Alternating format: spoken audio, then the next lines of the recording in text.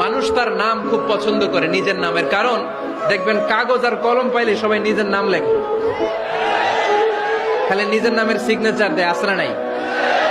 এরপরে দেখবেন যে কক্সবাজারে গেলে সাগরের তীরে বালু পাইলেই বালুর মধ্যে নিজের নাম লেখে, আবার ওই নামের পাশ দিয়ে লাভও আঁকে।